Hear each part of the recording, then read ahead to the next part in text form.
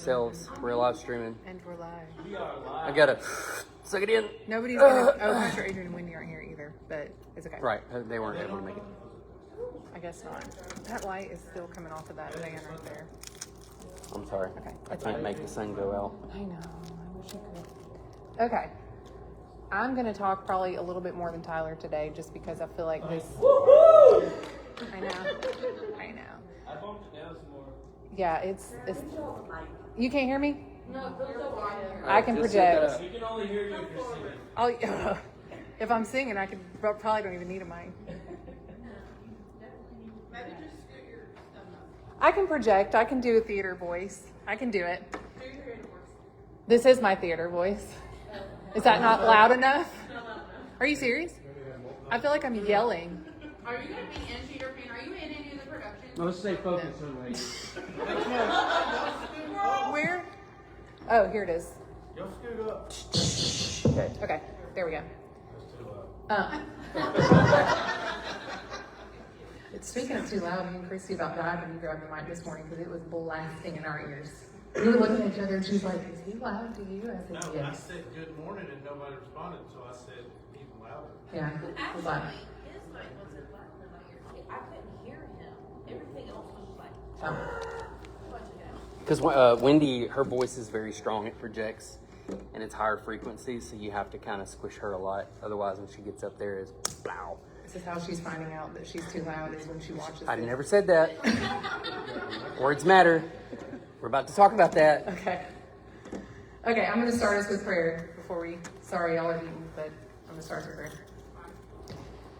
Dear Lord, we thank you for this day. We thank you for this opportunity to get to teach this class and to get to hear your word and your intentions for our marriage. We're thankful that you've given us the experience that you have so that we can share it with others to help them in their marriage and hopefully help them to deal with any problems that may come up.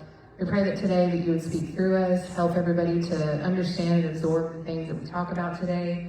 We pray that they would take it to heart and that they would put it into practice when they leave here. And we just ask you to be here with us as we do this. In Jesus' name, amen. Amen. Okay. Does it sound muffled when I do this? I feel like it sounds different. Today we're going to talk about being helpful, not hurtful in communication. It's a fun thing, communication. But communication, or the lack thereof, is what kills a lot of marriages. Communication is hard. A lot of people bring past hurts into their marriage. We've talked about that before. And they may come into a marriage already not being good at communicating their wants, their needs, their hurts, what makes them happy. But sometimes they come into a marriage and they're great at that, and then their significant other steals that from them, unfortunately. So does somebody want to tell me one way that you feel like your spouse shows that they care, or shows that like they're listening, or that they're good at communicating with you? Does anybody, or what to you would indicate, hey, my spouse is listening, or my spouse is effectively communicating with me? There we go. Thank you. I get super stressed out about laundry because I'm bad at it. And so the other day, he just started like powering through like our laundry mountain. And I was like, thank you so much. And he was like, no, I just can see that it's really bothering you and you're nicer when it's done. Oh, well, okay. Okay. Okay. We can address that second part. Well, I was going to say A+. But, Nicer. That was an A. I was going to say A+, but, you know, a little sting at the end. He knows Yeah. that he can be mean, so fix it. He was trying to speak your love language. That was my love language. Your acts of service. 100. That's great. Anybody else? We have to get through 2, so I want to make sure that we can get everything in today. I feel like this one's going to take the most time. Yeah. This one's going to take up quite a bit. Is there anybody else that would like to share a way that their spouse has shown their love language to them in a way that, I mean, you could call it a core memory. Let's take it from a cartoon. A core memory. Nobody? Then y'all really need to be in this class because y'all don't know how to love each other right. Yes. The scripture that we're going to use, the primary scripture for this, is Ephesians 4:29. It says, do not let any unwholesome talk come out of your mouths, but only what is helpful for building others up according to their needs, that it may benefit those who listen. Does anybody have any thoughts on what unwholesome talk would look like in a marriage? What they think that would look like? And we've been very vulnerable and very blunt and honest with you guys. So you don't can- have to be, but we welcome it. When, I guess the lack of, like when something does go wrong, just, separating yourself and just walking away. Okay. okay, Not That's an unwholesome reaction for sure. yes. Focus more specifically on the things that are said. What would be something that's said that you would consider to be unwholesome? Go. Talking in definites, so saying stuff like you always do. Oof. We struggle with that hard. Bullet points. It's bullet point, yes. It's there. That's a dangerous word, and I have been very guilty of using, well, you always do this. And he'll be real quick to be like, do I always do that, or have I done it once or twice, and now you've decided I'm always. And that's not true. Unwholesome talk can look like speaking ill of your spouse to others. Who's guilty? Is something that we have all done, I'm sure, at some point in time. And we don't even think about, say you have a coworker that's never even met your spouse. And all you do is be like, oh, my husband did this stupid thing today, or my idiot husband, stuff like that. And now they've decided she must be married to a total jerk. Yep. And they have this preconceived idea then of what your husband is. And it's maybe he just made you mad like one time. And you're just carrying it with you that day. That's never okay. You should not be doing that. Even if you are upset about it. If your spouse can't come to you when you've done something to upset them, they will talk to others. So if your husband does something or your wife does something that upsets you, and you've created a space where they don't feel like they can say to you, you've done this thing, it's hurt me, then that's what causes that behavior. Or they start talking to somebody else who's going to be like, oh my gosh, say like your husband did something to you and you decide to go talk to a male coworker about it. And they'll be like, well, my wife does that too. And now you're starting to find this common ground, and that's where the danger comes in. Because now you're feeding off of each other. It's not a good thing at all. So don't speak ill of your spouse. Doesn't mean you're not thinking it, but just ask the Lord to take those thoughts captive. Or talk to your spouse about it. Go to them. Talking about what does or does not take place in the bedroom. That's nobody's business. Even though people have joked about things like that, I'm sure within this class, that's not, I'm not talking about anybody specific. It's not the right thing to do, because we're visual creatures. If you start talking to somebody in detail about the things that are intimate with your spouse, they're going to start picturing that. Whether you think they might or not, they will. Because if you say, don't think about zebras, everybody's like, ooh, black and white stripe, you immediately do it. So that's unwholesome. That's not meant to be shared with anybody except your spouse. So don't do that. How can we ensure our words build up rather than tear down our spouse? Does anybody have any thoughts on that? I know it's hot. I'm sweating. It's working. It's got a lot of catching up to do.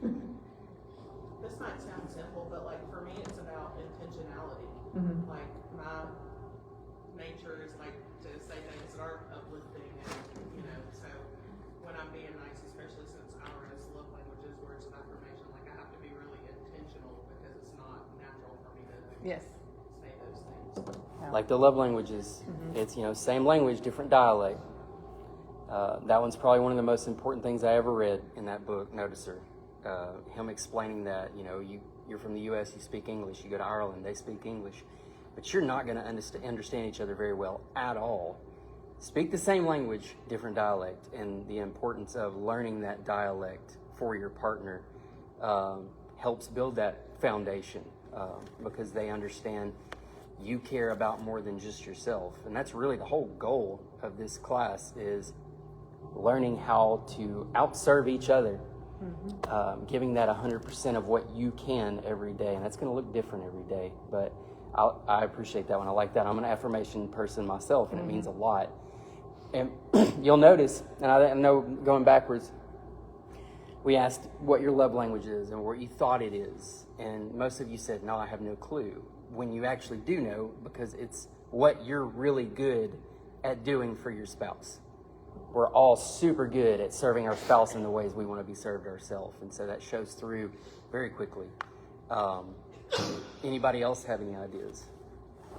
We had to learn to love each other in a similar way that y'all did, where we were in the fire. And then we had to figure it out. We had lost our son, and we were going through it. And it almost cost us our marriage, and our counselor was like, if you have a death of a child, it will just fracture anything that's already fractured. So we had to learn. Our biggest issue was when we started to get mad at each other, we couldn't control it. And one thing that he learned to do is, if I'm irritated, just leave me alone. Like, I need an hour. Yeah, that's one of the toughest things. Is like Because he wants to fix it. when she would storm off being upset about something, or she'd take a minute, it'd feel like she was running away from the conversation and not wanting to acknowledge that it existed. Which really for her, it was she needed to take the time to process what was actually happening. And so I had to learn how to let go of me wanting to be in control of the argument and allow us to reconvene our conversations. And when we do, we're both more level-headed. And I'm not picking at you, but the very beginning of that where you said storm off, her reaction to that was very negative. Joking or not, those are the kind of things that this whole lesson's about, is how do we frame things in a way that are helpful to our relationship. And what was amazing about that is that you jokingly, I'm sure, said stormed off, but seconds later you described what she actually did to perfection. It was perfect. And we've got to learn that all this is biblically based. What we're trying to teach you guys, we're going to reference scripture a lot. Power of the tongue. Life and death is in the power. The power of life and death is in your tongue. And when you say things, even jokingly, sometimes you can plant a seed, a negativity, resentment can set in so easily, where you start to believe that this is how this person actually sees me, when it's not true. And she could joke about, me, about my hobbies or my interests. She could jokingly say these things in front of other people, and I know she's joking, but what do we always say? Like X% of a joke is kind of true. We start to believe, our brain, our ears, we pick up on that, and we start to think, okay, do they really see me that way? And so I'm picking on you only because you have the guts to speak up, and I appreciate that. But you did follow up that comment with a perfect description. It's great that y'all said that, because that's actually our first bullet point. So, Yeah, ensuring our words build up rather than tear down our spouse can look like giving each other space to calm down before we're talking. Because in the heat of the moment, we might say something that we really don't mean. It's just said out of anger. And so we need to be okay if our spouse says, I want to come back to this, and we will, but I gotta have it. And I'm the same way as you, I need to process it. I don't want to talk about it right now, because I like to think before I speak. Because I grew up in a house with a parent who would speak before they would think. And there was a lot of apologies that had to follow that, but it had already stung at that point. Even if the apology came later, I still felt the sting from what they had said to me. And I was the same way to her, which is what cuts even deeper. And I'm going to throw myself under the bus, because I know she's probably not going to, but I did the same thing, where I would jump in there and say all these things in the moment, in the emotion, in the adrenaline, in the temper, all of these things. And you can't take them back. You can say, I'm sorry. You can express remorse, but you really can't take them back, because they've been heard. They're here now. And so we really have to measure our words, our tone, our actions, even our facial expressions. Those things are so important because whenever you're talking to somebody, I'm looking at her right now and I see my beautiful wife staring at me, and there is not an ounce of sadness on her face. She is locked in. I can tell she's listening. I can tell she cares about what I'm saying. Your face, man, it says so much. And so when you throw that eyebrow up, or you throw that hip out, or you put your arm, body language, man, when you're telling your spouse, you could say the same thing 5 or 6 different ways, and only one of them is actually going to be received in a positive way. And it's important that you communicate with your spouse in a way that you're teaching each other, like, this is what this means to me. When you do this, this is how it feels. And if you don't take the time to do that, then you're going to have that void where doubt, worry, concern, anger, fear, resentment, you're going to feel that. One of the things that we were talking about today when we were reviewing our notes is how important it is to understand that a lack of communication breeds chaos, because our flesh is naturally drawn to negative. And so if you don't tell each other what you expect from your spouse, if I don't tell her, this is what I expect from you as my wife, this is how I feel loved, this is how I feel appreciated, these are the things that make me feel more like your husband, more like a man. If I don't express that to her, and then she falls short of my weird standard, who's at fault? Her for not knowing, or me for not setting that foundation for that relationship, and vice versa. She spent, and that was kind of what led to separation for us, for the both of us. Really, it was just was crappy communication. We both felt a certain way, but did not have the guts to express it. And anytime I expressed my concerns, they were usually from pride and selfishness. They were usually from like, hey, I'm ready for things from you, even though I haven't done anything to be worthy of those things. And she would suppress it, and we all know what all that does. You suppress it long enough, and you got an atom bomb that's just squished until it blows. And then she would have to come back later and apologize, when really I didn't deserve that apology, because I'm the one that set those atoms into motion to explode. So it's important to tell your spouse, going backwards again, how you feel loved, but also how you feel mistreated, things that cross a line for you, setting that standard, laying that foundation, so that when you come back to these situations the next time, it's very easy for you to go to your spouse and say, you knew this, and yet you still crossed it. Can we talk about it? That's a healthy way to approach it. Can we talk about this? We're in this together, and we're going to cover that too, but understanding that you are in this together. It's not me versus you, not you versus me. It's not my problem. It's not your problem. It's ours. Even if you're the problem, it's ours. So please communicate. Even, I know it's not comfortable, especially not comfortable to say the things that hurt you, because sometimes that makes you feel vulnerable. As men, we're like, man, I don't say it hurts me. Nothing bothers me. I'm a man. Blah, blah, bull crap. Tons of stuff bother us.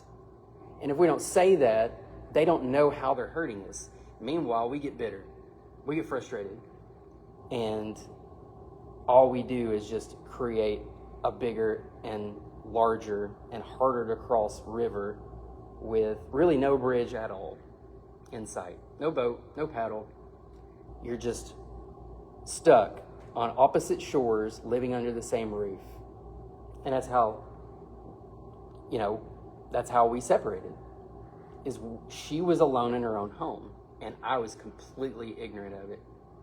So, anyway, sorry, I got a little sidetracked. I said I was going to talk more, but he's a talker. I'm passionate about this because I know you are. See, you immediately think that I don't include you. I promise. We're about to give an example right now. What? So we're just going to give an example right No. now. It's my passion does not mean a lack of passion elsewhere. I am just stating how I feel about this. Okay. Back to giving each other space to calm down before talking.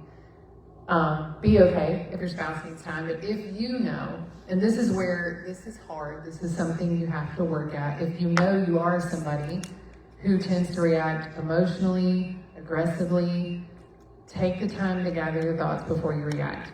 That's something that's going to take work. Again, I am someone who I don't react. I almost seem as if nothing has happened. But after I take the time to process it and to decide what I'm going to say in a way that's going to effectively communicate what I'm feeling, then it's like, oh, she was really feeling that. But if you know you have those overreactions, practice not walking away, not just walking away without addressing what happened, but just say, I need a minute. And then as their spouse, respect that and give them that time and understand you're going to come back to it. It's going to get solved, but there's a reason for it, and that needs to happen. And they know themselves well enough to know that. Don't initiate conversations with attack or defensiveness. And that's a big one because that's how most arguments start, is you're attacking each other or you're immediately defensive if your spouse comes to you and says, hey, you did this thing that hurt me or that upset me. And your immediate reaction is, well, I did that because this, or you do this all the time, or you're always doing this. So that's immediately going to shut down your spouse. It's going to make them angrier, and then they don't want to talk to you about whatever's bothering them. And now you're no longer a safe space for them to bring their concerns.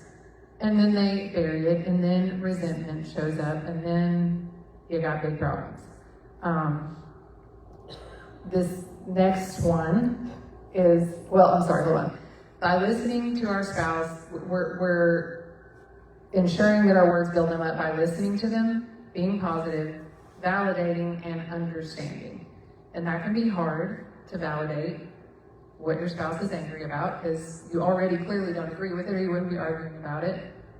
But if you just give them a little bit of validation, they're going to feel heard and seen, and that's going to help go ahead and bring the level way down. If it was at a 10, it might come down to like a 7. They're still going to be upset. And don't prioritize the need to be right. Prioritize your spouse's heart. And that is a hard one for me because, again, growing up in a house where somebody acted or spoke before they thought about it and then had to turn around and apologize, I'm like, I don't want to have to apologize to anybody. I don't like the way that feels to have heard those things, but I also don't, I can see the demeanor of the person who's now having to apologize to me, and that probably doesn't feel good either. So I am terrible at apologizing. I've gotten better, but a little bit. I've gotten much more than a little bit better, but You don't have to apologize often, honestly. no, but if I ever do, like, it takes me a minute to process, like, well, even so today, for instance, Tyler had, he had sent out an email to everybody saying we were starting at 5. And he had talked to me about the fact that we were starting at 5. But that information did not stick in my brain. I was still thinking 6 o'clock, even though I had seen the message, we'd had the conversation, it just bounced right out. And when he came to me and said, he always saying something about needing to pick up the food, so he was like, yeah, we're leaving at 4:30. And I was like, oh good, we'll be there way before everybody gets there, we'll get it set up. And he was like, well, but it starts at 5. And I was like, what? Do you mean it starts at 5? And he's like, we talked about this. And I was like, I remember us talking about this, this, and this. I don't remember talking about that. And instead of taking the time to be like, okay, when did we talk about this? I immediately was like, I remember this, I remember that, I don't remember that part of the conversation. And I was in a little bit of probably frustration. I was like, clearly I forgot, but it's fine. Like, starts at 5, I forgot, I'm sorry.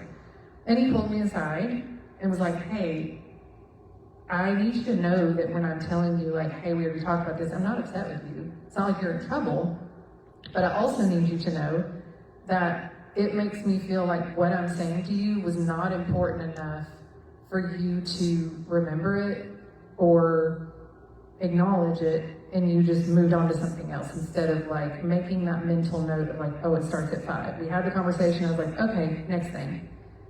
And so I had to like take a minute to understand he wasn't upset, but like why it was bothering him, and be okay with that. Even if it wasn't my intention to hurt his feelings or to forget, like I got a lot going on up here and stuff sometimes just doesn't stick, but he was letting me know that I know that wasn't your intention, but it did bother me that it felt like what I said to you wasn't important enough for you to remember. And I was like, okay, you're right, I am sorry. And moving forward, I need to write things down because I'm probably going to forget again, but I can make it important and show him that it's important by taking the time to make a note in my phone or on a calendar or something, just so we don't have to have that happen again. But I didn't like it.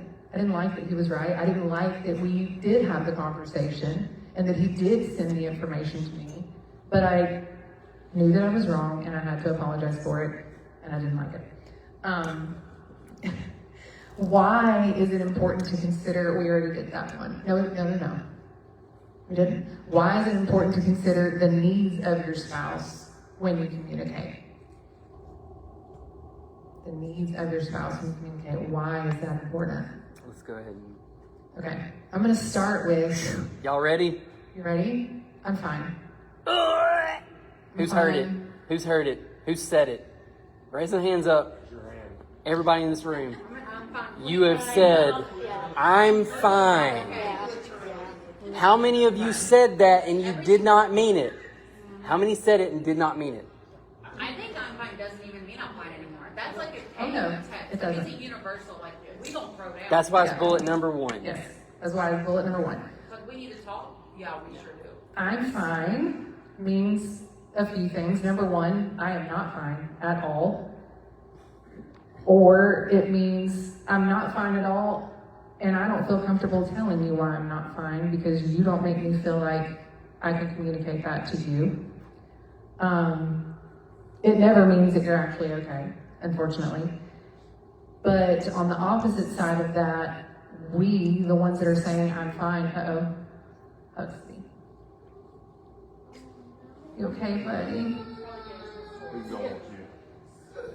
Who do you want, Mama or Dada?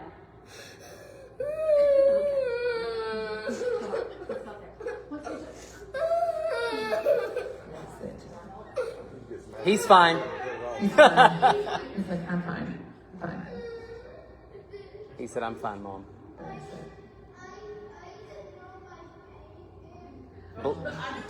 There's Y'all, Blair was the There's same been a way in little high sad. school. Always. Blair was the same way in high school. Yeah. Crying all the time. All right. We want to wait on her. When she's out, I'm fine queen, so. So I feel like you're saying Hurtful. we need to wait for her. Aren't we really good at pointing out our significant other's faults? Let's be honest about that. Aren't we really good at pointing out our spouse's faults? We're really good at going, they are this, they are this, they are this, but rarely do we ever look at ourselves and say, I could be doing this better. I'm doing too much of this. I am looking at myself. I am so prideful and selfish that I'm rarely considering the needs of my spouse.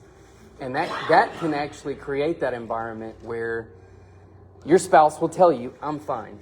Because you might be so consumed with yourself that even if they did show that vulnerability, because they couldn't hear me. Even if they did show that vulnerability to you, deep down they know you're not going to listen. It's going to be deaf ears. So it's important that you create that atmosphere, that environment in your household, in your marriage, that allows your spouse to feel comfortable enough to throw those words away. And in those situations where they typically would say, I'm fine, they can say, hey, something's really bothering me right now. I want you to know that I love you. I want you to know we're okay. But this is real. What I'm feeling is real. And I'm just not ready to talk about it right now. But once I am, you'll be the first to know. And I promise you that. Because what you've done in that situation is you've taken you've let it out there that something's bothering you, but you've also given your spouse that peace of knowing, hey, she loves me, he loves me. They have something important to talk to me about. We're going to talk about that. And you've communicated, you've filled that void where doubt and fear and worry creep in. Because I'm fine when your spouse knows you're not. The moments following I'm fine usually are, if you care about your spouse, which we do, you're gonna go straight here. What have I done? How many times have I done it? What did I say? Where did I go? Where did I not go? What did I forget? What did they see on something that I've been working on that bothered them or gave them concerns? Because I know years ago, I worked for someone that she expressed great concern because this was a female superior. And She was real cute. I didn't feel that way. I was not physically attracted to this person at all. But my wife saw this as a pretty person who was in a high position of power in my organization and had kind of taken me under her wing when I was still fresh in this organization because she saw me as somebody that was thinking big and not where I am, just thinking where I wanted to be. And so I talked about that a lot because I was excited that somebody high on the food chain noticed me as somebody in the IT field, which is hard to do because there's a billion of us. Everybody in the world knows an IT guy. I already know about you. Everybody knows an IT guy, and we're so used to just, hey, fix this. Not, hey, why don't you tell me how you feel about this? Whoa, you actually care about what I think, and you don't want me to just fix something. Interesting. And that's the way this person was. But red flags went off with my wife, and I ignored them. And she saw that I had friended this person on Facebook. This is back when we had our own. Neither one of us want one. That's why we have a joint one. We don't care anything about it, but we protect ourselves. She saw that we were friends. She got rid of that because she knew in her heart that something's not right here. I thought Facebook glitched and I put her back, which put another red flag in my wife. Whoa, what's going on here? I deleted that, now she's back. This is years ago. There was a lot of lack of trust in our relationship back then. So, we didn't talk about this the way it should have been talked. I didn't hear my wife and say, well, let's flip it. We'll say, I'm fine. Sometimes we'll say, it's fine. Hey, that girl at work makes me uncomfortable. Hey, that guy at work makes me uncomfortable. Hey, that person at the gym makes me uncomfortable. Guess what? He's jealous for us. I'm jealous for her. Because guess what? This ain't boyfriend-girlfriend stuff.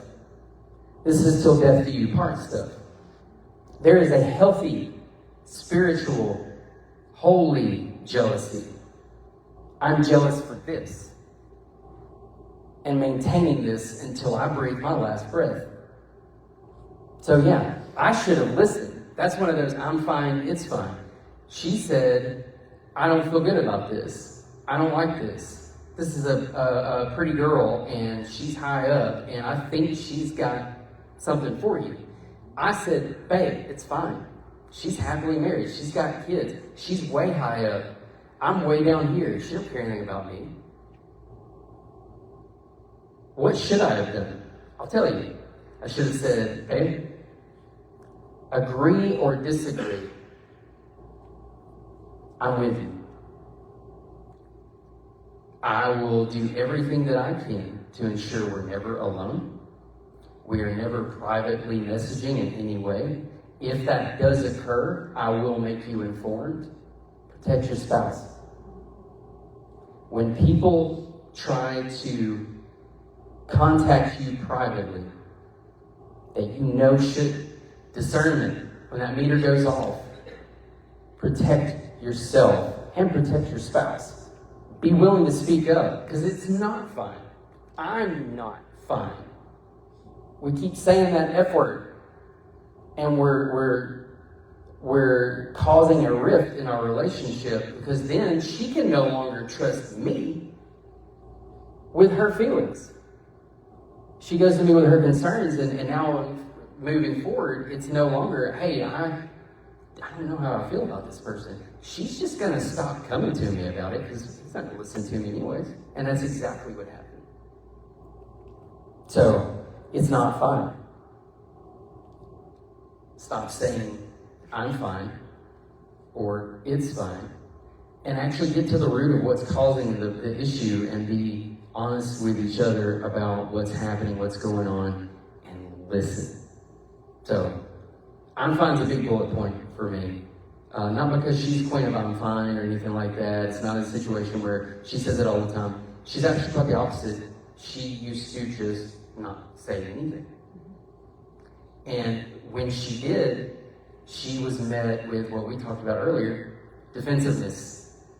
I was so insecure, I was so selfish, so prideful, that she would have a concern for me, and my response was always, after everything I've done for you, bleh. Don't do that. Because what she needs to be able to do is come to me and say, I have these concerns. I need you to hear me out. I love you, I care for you. I care enough to say these things. And me respond and say, I'm here, I'm all ears. Whatever you got to say, we're going to get through this together. So, get rid of I'm fine. Man, let's just be honest with each other.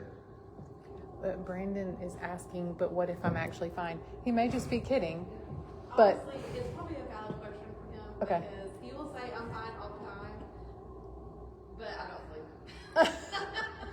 And he says, I'm really fine, but I just feel like something's off. But it's just Well, we can't project things either. yeah. In fairness to Brandon, we can't project our own insecurities on our spouse. And that's just me loving all of y'all the hard way, because sometimes we do say things to our spouse that are what we feel about ourselves, but we're projecting them on them. You might not be fine, but you're looking for him to also not be fine, so that you can talk about why you're not fine. I just got a little bit deep, but that resonated with somebody, because it did me. Don't do that. I did that a lot. I would look for things in her to start a conversation because I wasn't fine. But I'm looking to dig.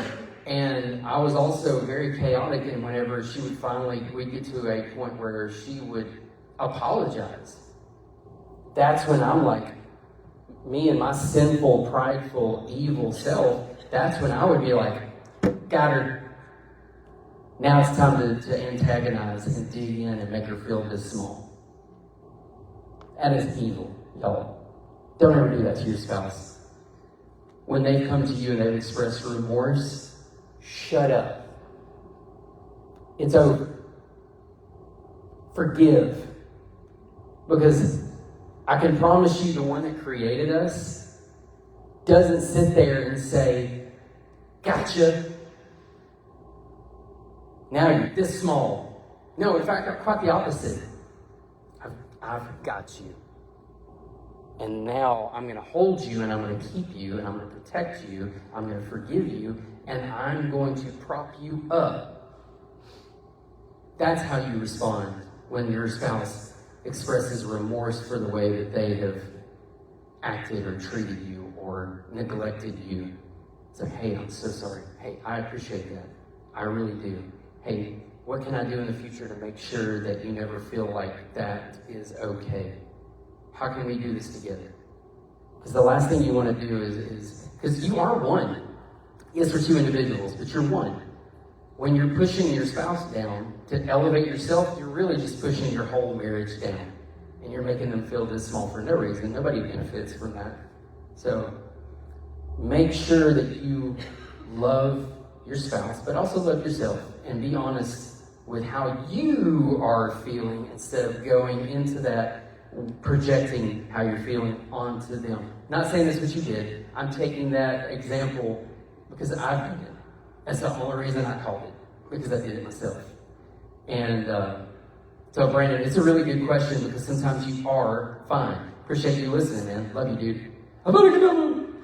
He'll understand that. He made me a Harry Potter one with this 3D printer. It is a really good question. Sometimes we are just fine. But make sure that we're not browbeating our spouse, trying to get something out of them, trying to squeeze a diamond out of a turd. You know what I mean? Yeah, glad you saw that. Mm-hmm. Sweet. That's just one bullet point. Next. But also, like, tone does matter. If you ask your spouse and they're like, I'm fine, totally fine. Oh, yeah. You know, that's okay. But if you're like, I'm fine, you know, your body language, your tone, your facial expressions are going to tell us if you're really fine or not. But on the other side of that, those of us that are saying, I'm fine, when we're not, we're making it just about us. We're forgetting that our other half is part of this. And we need to bring them into it, however that looks. I'm not fine, but give me a little bit and we can talk about it. Or I'm not fine and I don't feel comfortable talking to you about this, maybe in a couple of days, but right now I'm not. But are you cold? Yes, I'm free. I'm about to go get my Where blanket. is 76. All the air must be blowing on you because I'm sweating still. And y'all know I don't get I'm hot. cold. I'm about to go get my blanket. You're fine? What? You can't say that. Hey, I was gonna say, are you feeling okay?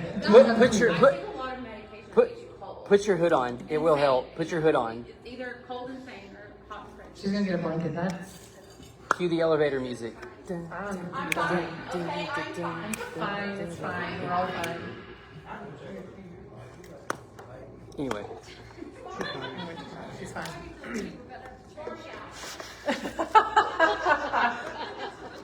I'm a strong, independent woman.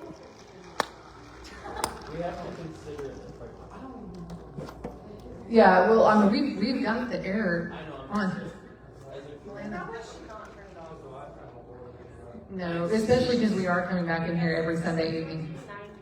Yeah. At least not bump it as high as we are. I don't know why people do that because it has to work way harder to get back down. To get back down. I tell you that all the time. So the previous pastor would just cut it off.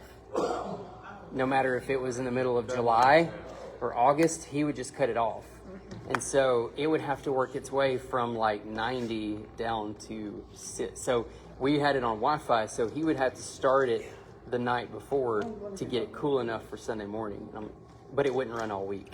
But it used more power in just those 8 to 10 hours than it would have all week if it had just every few minutes cut off and on. But there's your HVAC lesson. There's that. What if I'm actually fine? You are, Brandon. Shally, you're watching right now. What? Shally. Where is she? I don't know. Did she go outside? She didn't want to miss a second. She got raptured, y'all. What are we wrong about? Oh, she would have been locked up. Shally, it says that you're watching live right now. Oh. Nice. Well, you're sitting just really making sure you don't miss something. Oh, she wanted to see the comments. Yeah. She was getting the tea. Hey, if y'all do tune in and see comments that we're missing, because you know me, I'm just gonna run my mouth. Shally's being a moderator. So. Yeah. So anyway, the whole I'm fine thing, we got to get rid of it. But also, like I said, you know, because we have weaponized I'm fine as mostly women, maybe some men, then we think that everybody else who says it is not really fine because that's what we mean. And that's what he's talking about, projecting. Like, when I say it, I'm not, so you must not be. We've kind of already covered this. Not listening to your spouse when they come to us can force them to shut down, which was my go-to. Instead of having any reaction, if he was sitting there saying anything to me, I would just completely shut down and I would start cleaning the house. That's when he knew I was really upset, is when I started really cleaning the house. I'm happy he has a bluebird now, so the house is not really all that clean. No, But it's fine. it's clean, but it's, you It's know, fine. I need one good anger strike to hit so that I can really get things clean. But for now, it's not super clean. Shally, Kids know Okay. Do what? It's summertime. No, well, no. I was saying it's up to my kids to come clean. Okay. When we consider the needs of our spouse, it allows our spouse to feel they can come to us with anything and not fear an argument. That's not to say that you won't have You're disagreements. gonna have disagreements. Yes. But being able to say, this is how I feel about this. This is how you made me feel about this. And know that person's going to say, but first of all, they're going to stop what they're doing and prioritize you and say, look you in the eye, hear you, and say, all right, let's talk about this. Not necessarily argue, because, you know, whenever you screw it up, you come at each other, it's going to go straight to argument. Yeah, sorry. We're teaching this together. So Well, okay. girl, we ain't teachers, we just talkers. We're talking together. One thing is when our spouse comes to us and communicates something they need from us, like, hey, can you help me with the laundry, the dishes, whatever it is. It's important to think about the love behind the act and not the act itself, because so many people get hung up on, well, like, I don't like doing the dishes. I don't want to go help with the dishes because I don't like it, or I don't want to help clean whatever, do whatever. Well, I don't like doing it either, but I'm doing it because it needs to be done. But if you treat it like I'm doing this because I love them, not because I'm having a great time doing this, then it helps a little bit. It takes time. All of this effective communication takes time. And even 2 years after us, reconciling our marriage, there are still things that we have to work on that are on this list. It's only been recently where I could sit and really listen to him when he's upset about something and even be able to say, okay, I know that we started the conversation talking about this thing, but it seems like that's not what you're really upset about. It's actually this, and this, because I'm actively listening to what he's saying to me. Nobody's perfect, and it's still going to happen, But when you get that, it's awesome. Yes. Because I noticed that today when she brought up me saying, hey, just so you know, we talked about this multiple times, and, she seemed genuinely shocked about the start time today. I'm like, hey, this bothers me, it feels like you're not listening. She was locked in. Used to, like, old days, if I ever brought even the smallest concern, I was in trouble. I felt like I was in trouble. It was, I could tell that I'm never going to get through to her. Completely shut down. And it's such a healthy, beautiful thing to see how sure she is not only about our marriage, but herself now. Like, she is so much more confident and bold and just empowered, both mentally, emotionally, spiritually, all of these things. So whenever I do come to her with a concern, which is almost never, and it's always super small, she's locked in. Like, I almost stopped talking when I saw the way she looked me in the eyes. I was like, oh my gosh. She doesn't know that I felt that way, but that's how I felt in that moment. I thought, man, she's hearing me. She's not getting upset. She's not taking it, like I'm attacking her. And maybe that's because of how I approach things now that helps. I don't know. I'm not afraid of his, I say afraid. I'm not worried that if I tell him how I'm truly feeling about whatever he's saying, he's not going to throw it back at me or anything like that. He's going to listen. We're going to listen to each other. And I don't fear having a conversation with him anymore. And I know that I can actually say what I'm really thinking right now, and it's not going to turn into anything major. We might have to talk about it for a while, but that's okay because we're going to work it out. Anytime you have an argument, a disagreement, it is you and your spouse against the problem, even if you are the problem. And that is also a really hard one, because I think you see people say that all the time. It's you and your spouse against the problem, not against each other. And that's true, but when you're the reason that there's an argument happening, it's really hard to accept, like, okay, this is my fault. Again, this goes back to, like, me not liking to apologize. Like, it's hard to accept that I might be the problem here, but that's okay, because you're going to work it out together. You're not going to yell at each other, or if you think you are, walk away. Give it some time. Don't bring the past into a present conflict. And people I don't think any marriage, is Ira here? I think so. Can somebody let him in? That was almost really bad. Oh my Lord. I love it. You guys, it's Ira. Woo! Did he bring barbecue? Dang it. Yeah. But Grill master! Hey, you made the sermon today, man. All good things. He's talking about your food. Good eye, babe, because I had no idea. There's lots of desserts up here if you want any. Sister wives. I've already got one sister wife, so. All right. Okay. Don't bring the past into a present conflict. That is a terrible thing to do.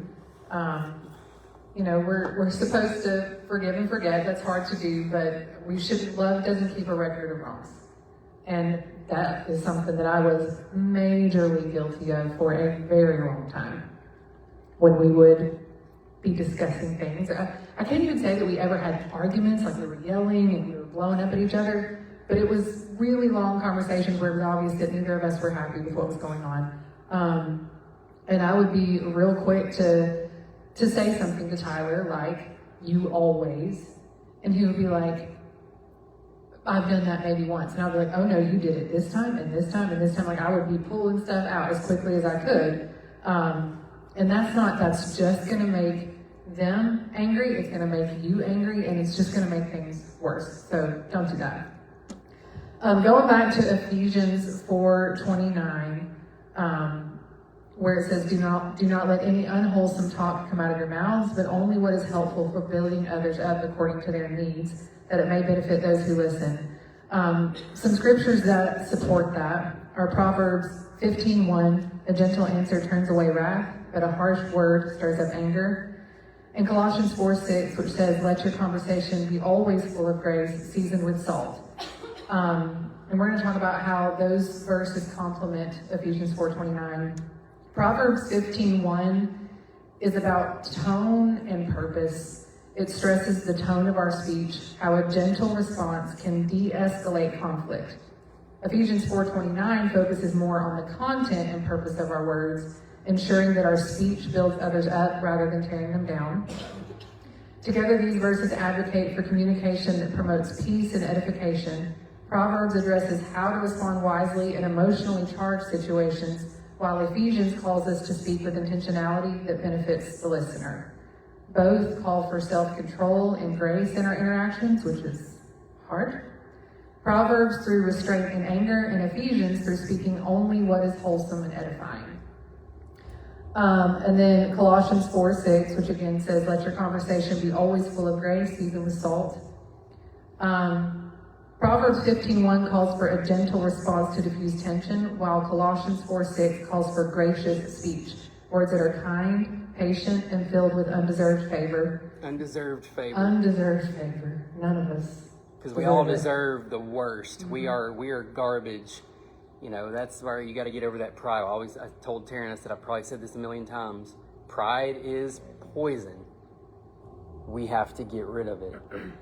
Because the favor we've been given is undeserved. The favor we're giving each other is undeserved. But we still give it because He's given it.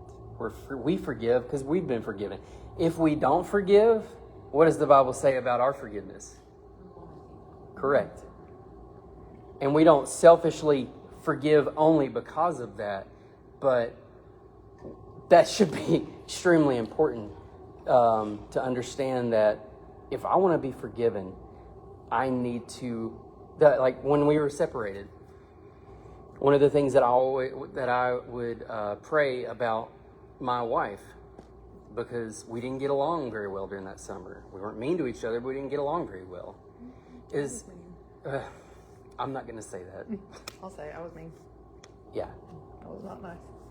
Go ahead. So I said, Lord, let me see her the way you see her. Let me feel what you feel. And so, because again, let me see her the way you see her, and let me feel the way you feel. because it's no longer about me. I'm not chasing her. I'm chasing your will. And you've told me, love her, serve her, be patient. I'm working. Just wait. And honestly, the patience part was hard enough, but showing her love and serving her in those moments is difficult because you know it's not going to be reciprocated. So what do you have to do? Pride. Go. It's not about me anymore. It's about him, his will. Same goes for your relationships. On your best days, on your challenging days. Pride. Get rid of it. How can I love you best today? Try that one day, men.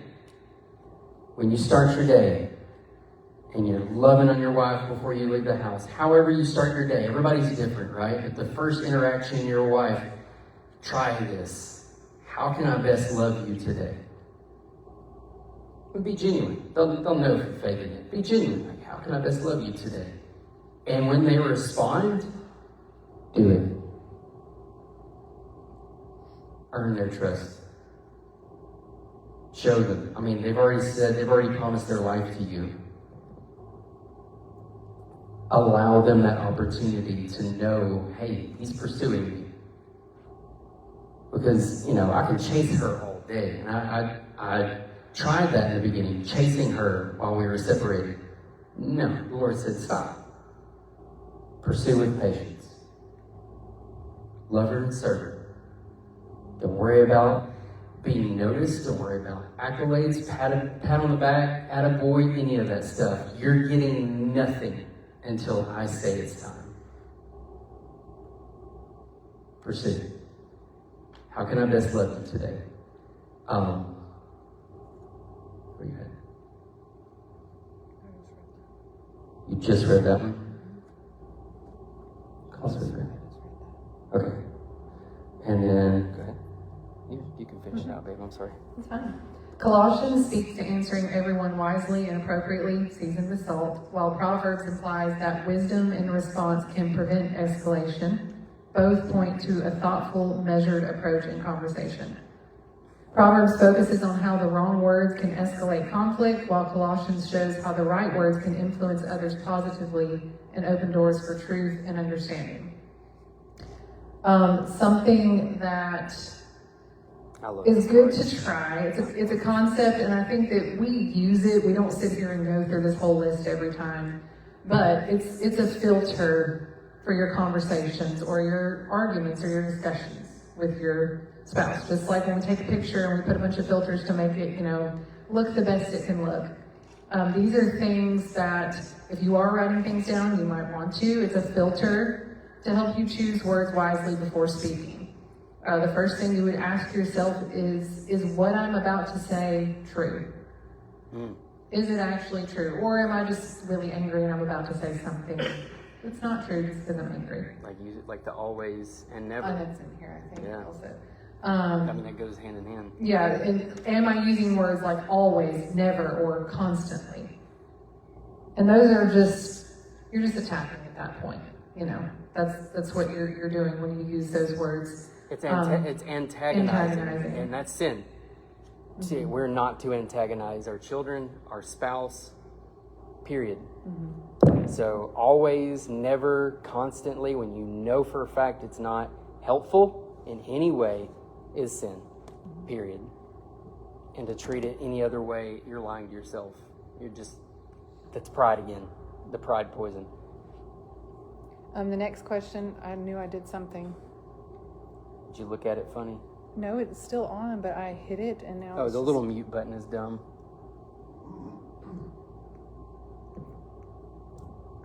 There it Got is. it. Okay, that was probably really loud, y'all.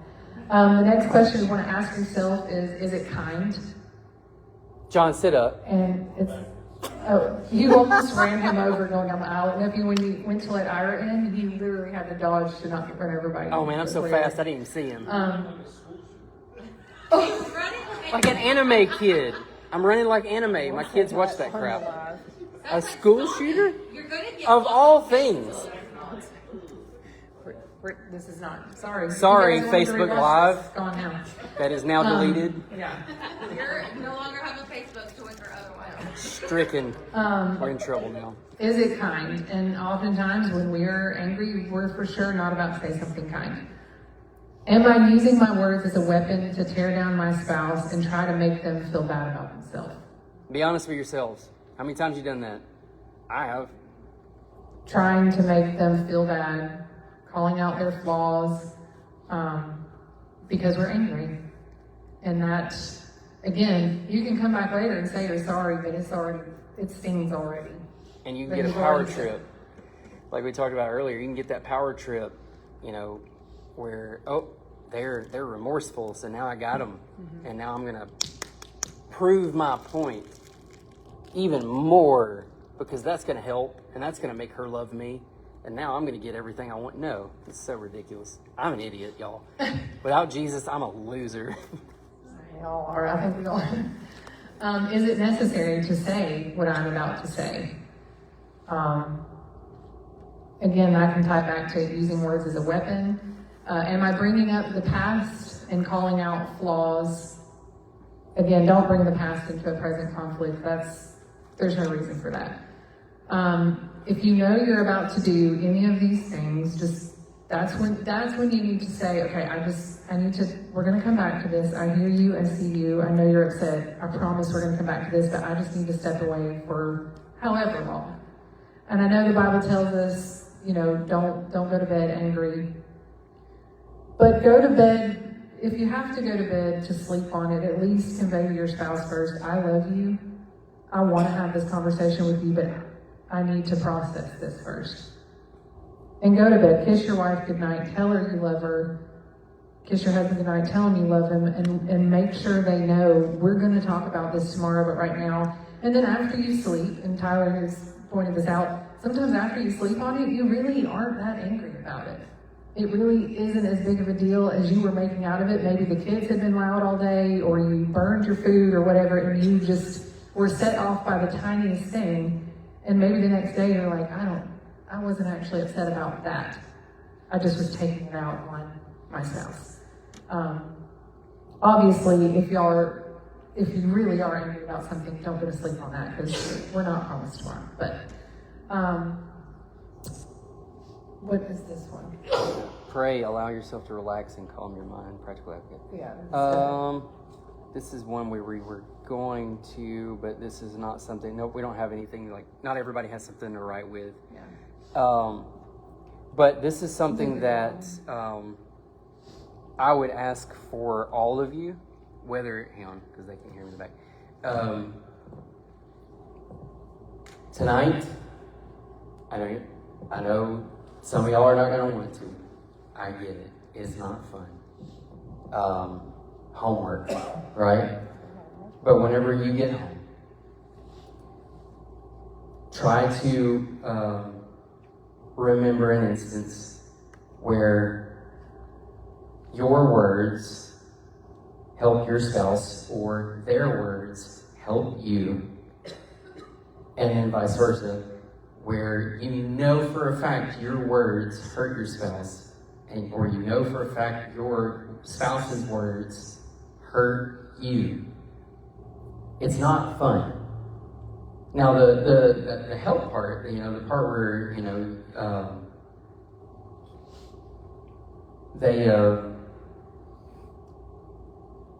where you've been hurt, like putting that into words or writing that down, where you screwed up or your spouse has screwed up. It's not fun to rehash.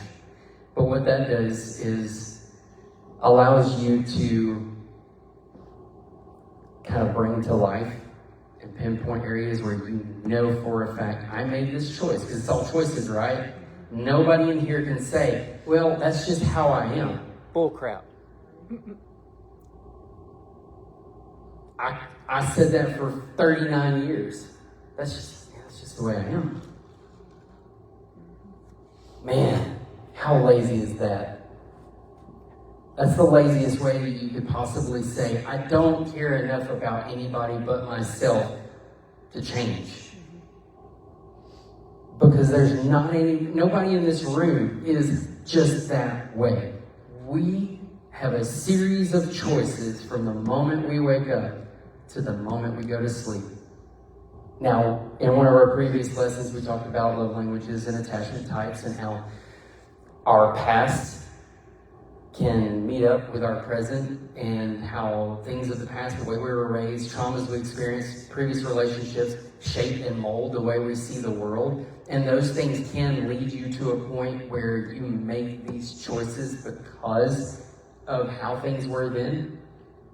Your spouse deserves your best. It's so selfish and lazy for you to say, ever, it's just how I am. I just get a little heated.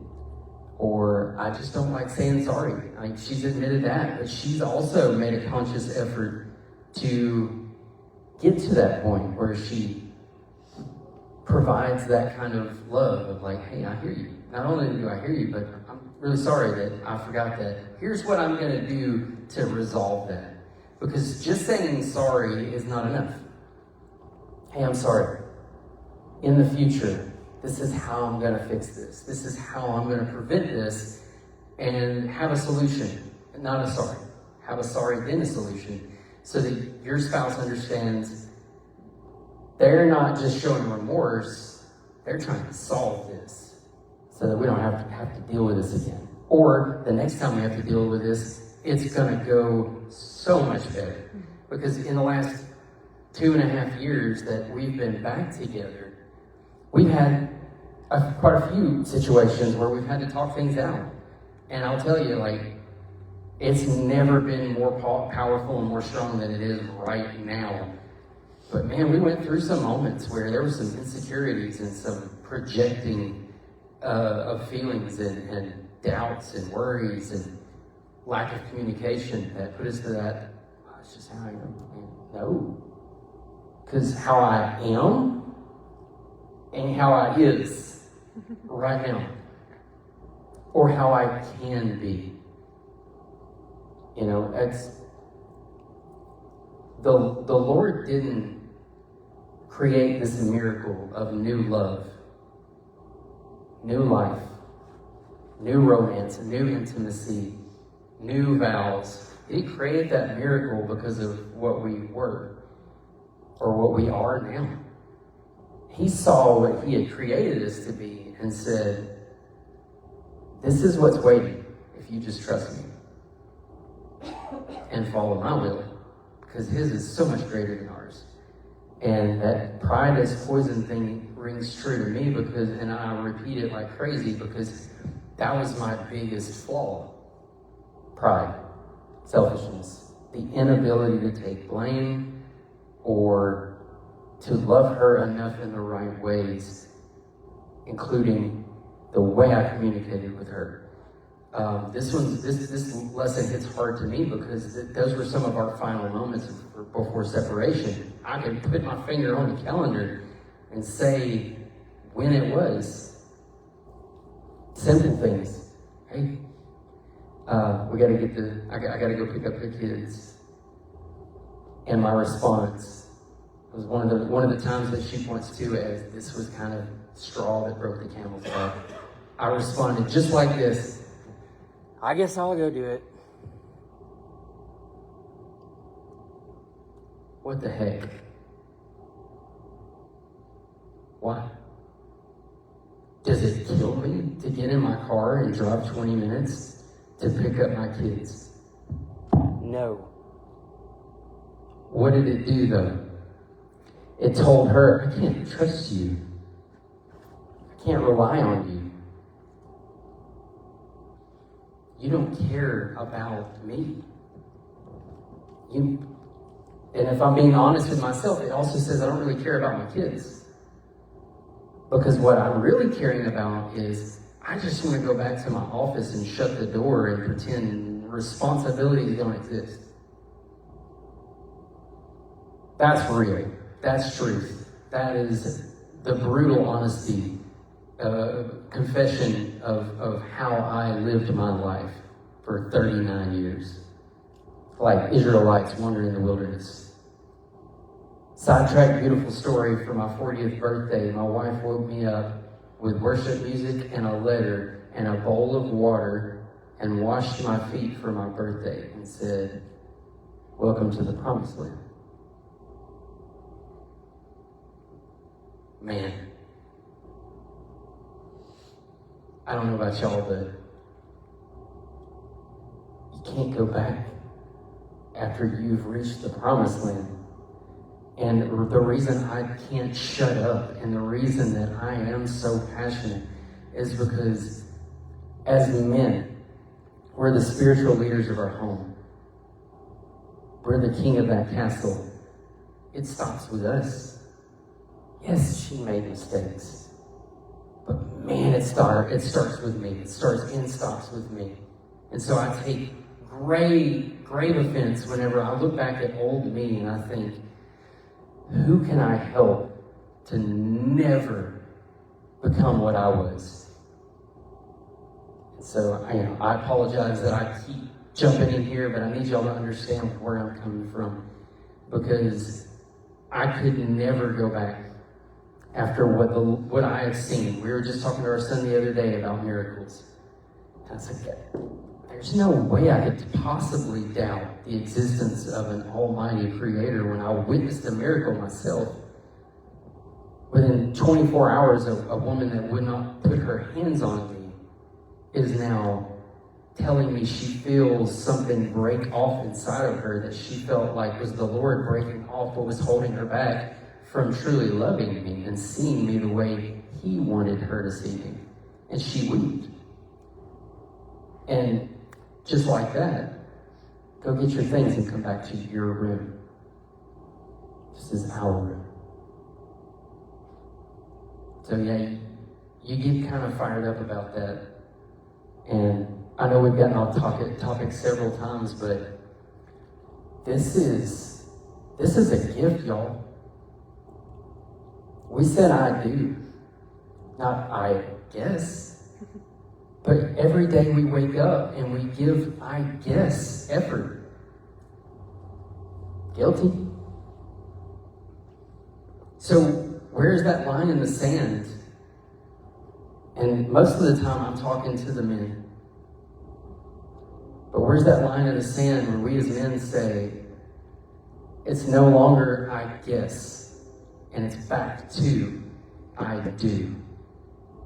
Where I looked you in the eyes before our Creator and our loved ones, or a judge if you were in a hurry, and you said to me, I do. And I said to you, I do. So, anywho, sorry. Practical tips. Ways to be helpful in communication. Active listening. What I'm doing right now with you. I'm looking at each and every one of you to see who's locked in. Because it tells me you're listening. Eye contact. Undivided attention. Give your spouse undivided attention and reflect back what they say. Don't just sit there calculating your response. Because how many of us are sitting there listening to our spouse speak and we're not really listening, we're just waiting for our turn. Or sometimes just cutting them off entirely. Tiny cuts. Tiny cuts. Every time you do that. Speak life. Make a habit of affirming your spouse's strengths and efforts. She tells me how smart I am all the time. I don't believe half of it, but she's super sweet about it. It makes me feel like I could do anything. We spent 16 plus years together and I never felt that. Also wasn't worthy of that. You know? So, when she, your affirmation, who was it? You're the affirmation guy? Ira, you're an affirmation guy. We found out, I knew we were alike. When she speaks life into you, when she tells you, God, babe, that barbecue's amazing. There's nobody better. Okay, I appreciate your work on the yard. It looks amazing. Like, when I saw your response in the post, I was like, man, I bet that made him feel like $1 million. When she was like, where's the lie? He's the best barbecue and the best line. Where's the lie? of course, I joked and said, all right, come say, whatever I said. But at the same time, I smiled really big because I was like, man, as a man, to have your wife, and I know it's just social media, it means more than you realize when your wife's like, that's my man. I want the world to know I'm proud of him. Or our friend group, whatever you're doing. It means a lot. Especially, I think men are probably more prone to affirmation than women. Studies that I've seen, I think it leans pretty heavily in favor of men. We like praise. Sometimes that is self-serving, and I admit that. Sometimes that, it's a balance. We want to feel important to you. That's really the root of it. And I got the big nods right there. We want to feel important to you. But we also need to be worthy of that praise. So speak life, be worthy, prove that value to your spouse by treating them like the king and queen that they are in your life. They will start to speak life because I didn't treat her very well. I wasn't abusive. I didn't scream at her. I say I wasn't abusive. I was actually emotionally abusive often, if I'm being honest, in the way that I responded anytime she had a concern. It was always right here. And if we're being super blunt and honest with each other, that's emotional abuse. When you treat somebody like they're not even safe to come to you with their concerns. You make them feel this small or stupid or regret ever bringing it up. Timing matters. Choose the right moment for sensitive topics, not when emotions are high. Man, that's a big one. Ladies, your husband's been outside in the yard all day, slaving away in 100 degrees, mowing, doing yard work, and he walks in the door and you smack him with, hey, you forgot to do this, you forgot to do this, you forgot to do that. Quick question, who thinks that's helpful?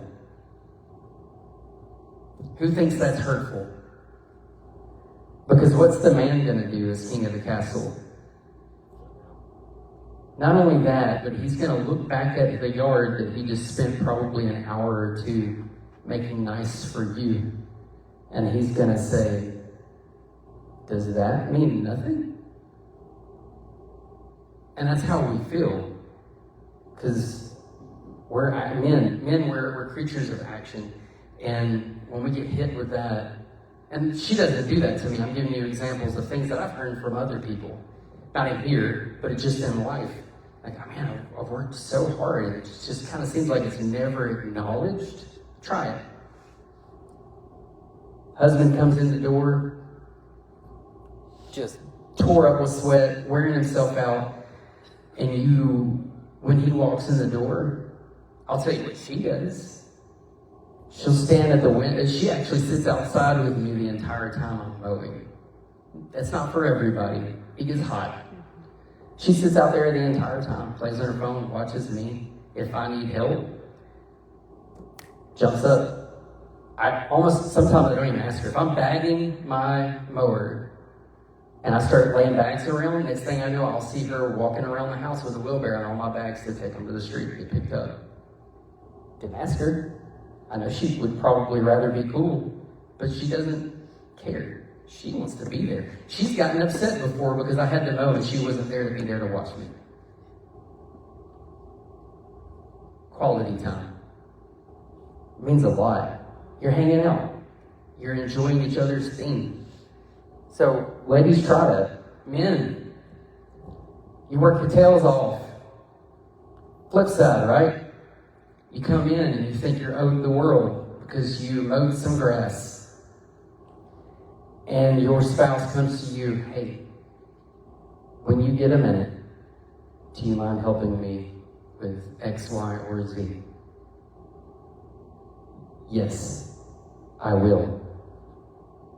Try it.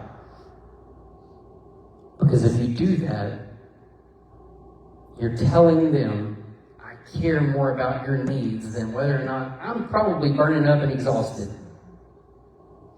And just try it and see the way she looks at you, talks to you, talks about you. It'll blow your mind. These little things. Instead of all the little cuts, start working on the little stitches. Sewing up those things that you know are pain points for your relationship. So tone awareness is huge. Your tone can completely change the meaning of your words. Great example. Hey, ask me if I'll help you with the dishes. Will you help me with the dishes? Old me. Yeah, I guess. Give me a second, I gotta finish up what I'm doing. Who's done it? Yeah. And it's not a male or female thing. It's one of you has done that. You've responded in a way that tells them, my gosh, I would have just rather do this myself than have to hear that from you. It's like a toddler. I was big time baby. I was a huge baby. Now let's try this again. Will you help me with the dishes, Pete? Yeah, sure, no problem. Do you mind if I finish up what I'm doing? And I'll get that as soon as I can. You're still busy. What you're doing is still important. But you're giving them the opportunity to say, hey, it's okay, cool. But you've told them with your tone, your voice, your face, your body language, you told them, what you've asked me, you're okay to ask me. It's fine to ask me for help. Even if I'm busy, it's fine to ask for my help. I care about what you need. And if you don't mind, as soon as I'm finished up with what I'm working on right now, or even if it's not work, hey, or we got nerds in here that play video games. Hey, can I finish this level? Whatever. And give her the liberty to say, hey, I kind of need this now, if that's okay. Yep. I can tell you how many times I've just Alt F4 or just shut my computer down or a console or whatever it is. I'm just like, boop, done. Bye. I mean, there's a couple of days ago where we got had an important situation come up, and I'm in the middle of something that you can't save. And I told my buddy on voice chat, I said, bye, gotta go. Done. Alt F4, closed it, shut the computer down, and walked in there, and it was over. Prioritize this, and they'll start to look at you completely different. They will talk to you completely different. They will talk about you completely different. All right.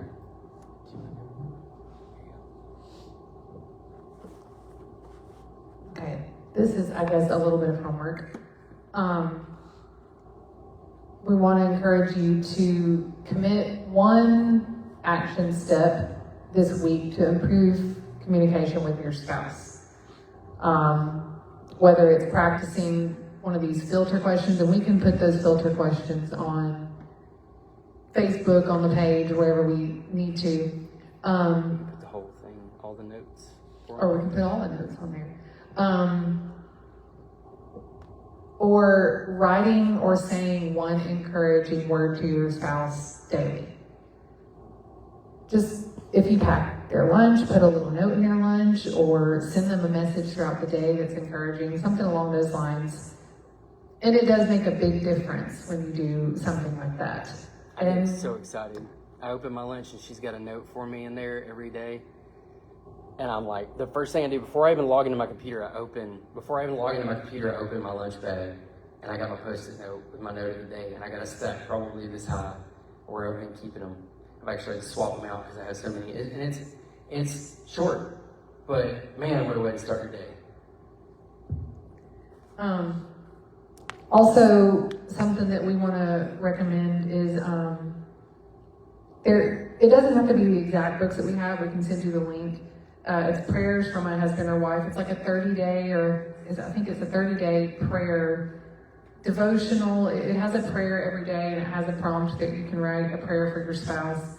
And it's 30 days of prayers with different topics for your spouse. And you'd be surprised the difference it makes.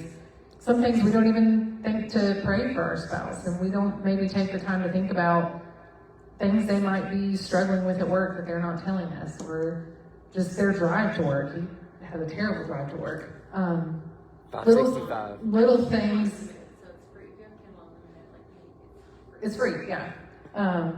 So any sort of book like that has just like 30 days of prayer, it doesn't have to be the exact same one that we use, but you would be surprised the difference it makes in your spouse, but also in you, because again, you start praying for things that you didn't even maybe realize your spouse needed prayer for.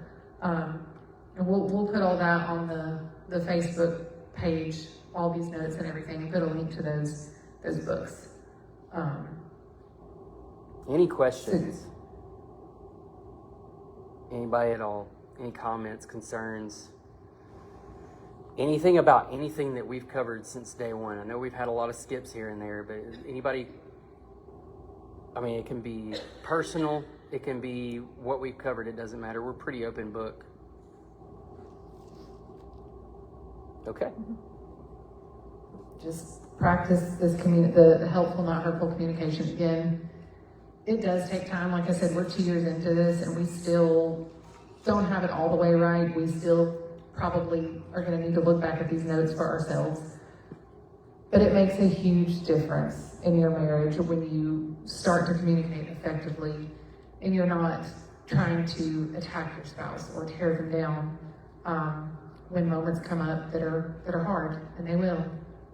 But yeah. Did anybody subscribe to that Jimmy on Relationships channel that I shared? Isn't he great? Dude's a genius. I highly recommend it. I highly recommend seeking out things like that. We watch so much YouTube. We watch so much Facebook, TikTok, whatever it is out there. We consume so many videos.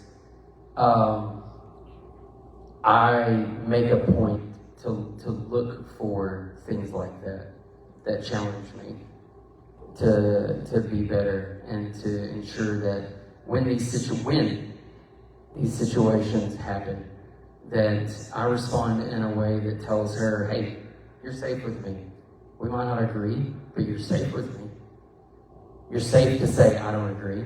You're safe to say that hurt me.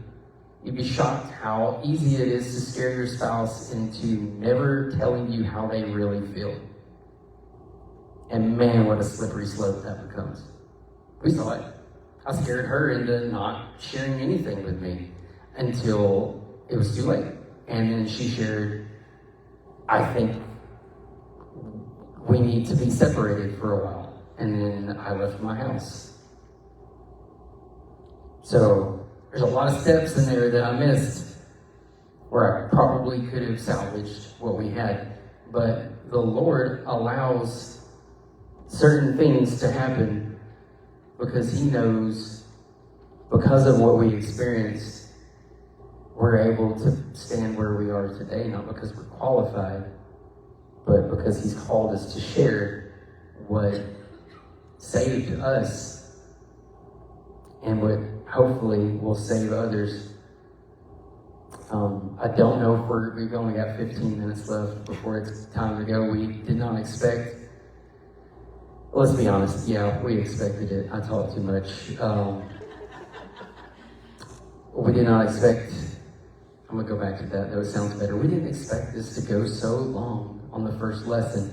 And so we will go ahead and cut before 7. I'm sure that the kids will appreciate that, being stuck in there. And Ella will probably appreciate that too. And then we will pick up on what I feel like is a really good segue, or this is a really good segue into what is next, and that is the first things.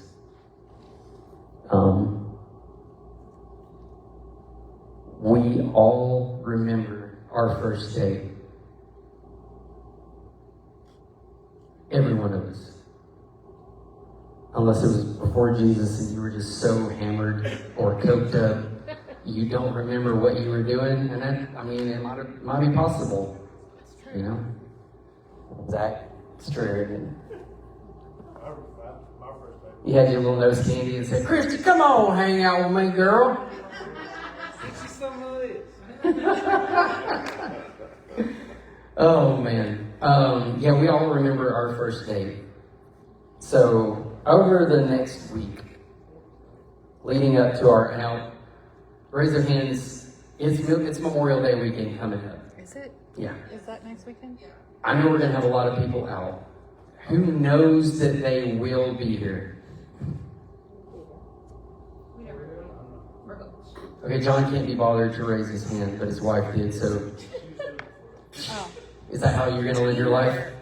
teamwork. Okay. The longest you're out? I think they're discussing. They're discussing. They're having Okay. a helpful, not hurtful conversation. You won't be here? I haven't consulted with the boss, but we have a pool, so if we would rather do it at our house, at our pool, we could do like a quick, and everyone could just hang out and swim. If we have a small enough group, well, I don't know if it's, I ain't getting in a pool right now. It ain't cold. It ain't warm enough. It is warm. I was in it. I need 80 plus degree water before I even think about it. I'll give you a blanket. Now we do have a fire pit if it's a small enough group. Oh, we have a fire pit. Y'all come swimming. And we can kind of shift it to where it's going to be a little darker. And, kids can be welcome. And we can just, because this is going to be a shorter lesson. It's 2 pages long. Not going to be a long lesson. We might be able to do it like 6:30 to 7:30. No, not you. Something like that. We'll talk about it. You know us. We're going to Facebook message. We're going to email. We're going to group post. We're going to do everything we can to make sure everybody sees everything that's going on. I know it's probably annoying, but you'd be shocked how many people don't even look, and I get it. We're spammed with notifications. So I just try to cover as much as I can. We're right there in Priceville. That's like right as you're going up the mountain. So if that's not super far for anybody, we might try to do it. Okay. Since no work tomorrow for most people. Tomorrow? Next The week? next day, the 26th, for most people. Okay, so we'll talk about it this week. We'll make sure everybody's all on the same page. That would be kind of fun. It's, I don't know if y'all seen pictures of it. That's actually, if you weren't here for the first meeting, we talked about that. It's where we renewed our vows. When I was allowed to come back into the home at the end of July, I spent, 10 days in August building that fire pit because she said that she would like to have it. She showed me a picture that was on Pinterest and said, this would be kind of cool. And I was looking for something. I'm like, Lord, give me something that's going to show her I care about the things that she's interested in. Like, give me that opportunity. Like, when she got sick with COVID, I was so excited. And she even laughed about it. She's like, you're smiling. I'm like, yeah. No. You're smiling. You want to take care of it, don't you? I was like, yes. Because I finally am excited about the possibility of getting to take care of her and show her that same love she's always shown me. Where, I get sick and I'm acting like I'm dying and she's waiting on me hand and foot. She got sick and then I got sick. And then that led up to, what was so cool was that God used COVID to bring us into the same room. Kids never got sick. They were on the other side of the house for the week that we were just miserable. But we were stuck in the same room for a week. And at the end of the week, when she was feeling better, and I said, it was Saturday, September 2nd, she was feeling good enough to where I knew it was okay for me to go back to the guest room. She starts making up stuff. She's like, oh yeah, your neck, don't you want to be on this mattress because the other one's bad? But really, she just didn't want me to leave. She just didn't know how to tell me that. And then the next morning, the Lord just absolutely dropped a love bomb on us. It was such a cool day. It started with something so sweet. My wife went outside. I wasn't awake yet. Sat in that fire pit on the swing by herself, probably 6:30 in the morning, because we were waking up super early then. I didn't get up till like 7, and you thought I was sleeping late. Anxiety will do that to you. You'll be... went outside and just prayed. Lord, let me see what you see. I need a new heart. I ruined this one. Nothing fancy. Nothing over the wall, these thous and thems, just literally just, Lord, I need you to help me do this because I can't do it on my own, and that was it. boom. And that's when what I refer to as that veil that he was keeping over her was lifted, and she started to see her husband again, and not just this man that she associated with all that hurt from the past. She saw what he had created in me and what I was capable of through him. Communicate. Helpful, not hurtful. Use your filters. Take your time. And stop waking up every single day with the assumption that what you have is forever, no matter what. Because guess what? Somebody out there has a limit where they say, and now I'm done. Don't push your spouse to that limit. Love them like you mean it every single day. Be intentional with every word, every action, every reaction, and wake up with the idea and the mindset of how can I best love them today, and just watch the way it takes your relationship to another level that, for years, 16 years, we always talk, I always talked to, honestly, like a few of my buddies, some of my closest friends, I was like, man, I just wish it was more like this. Never mistreated her behind her back, I never talked bad about her. I just always wished it was different, but I never took the time to say, hey, maybe it's my fault. And now we have what we've always wanted. And it's because the Lord used what the enemy meant for destruction and used it for his good, for our good, and hopefully for y'all's good. And I hope y'all get something out of this. And if y'all ever have any questions, public or private, we're both here for you. Use the group, use our message, Facebook messages. If you have our numbers, use those. If you are a lady and I'm involved in any way, put her on it, and vice versa. That's just respect. We don't need private conversations between two people that are not married. I think that that's healthy to be protective over your spouse in that way. I would want her to do that for me, or expect that out of me. So, if y'all ever just need to talk, honestly, I know that it's hard to believe because I don't shut up, but I can actually be a really good listener. And she's probably the greatest listener I've ever known.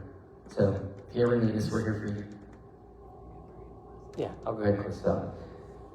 Dear Heavenly Father, we're so grateful for this opportunity, this privilege, this great responsibility that you have given to us to be part of this group, to be part of this class and this awesome group of people here today. Lord, thank you for marriage. Thank you for the gift of knowing that man couldn't do this alone, seeing that ahead of time and providing us with the greatest helpmate that could ever be. Lord, as men, I ask that you would empower us each day to be worthy of the crown that you've placed on our head. Help us to love our spouses the way your Son loves us, loves the church, sacrificed himself for the church, got down on his hands and knees and served his people. Give us that humility, that servant's heart for our spouses. Lord, I ask that you would help the ladies to be loving, to be kind, to be compassionate and understanding, to to be supportive in every way that is healthy and helpful to this relationship. Lord, we ask that you would help us to take what we've learned today in the week, the months, the years ahead. Help us to measure our words and ask ourselves, is this from you or is this against you? Help us to build our relationship with our spouses and with you each and every day. And it's in Jesus' name we pray. Amen. Thank y'all. I feel like we should need some closing music.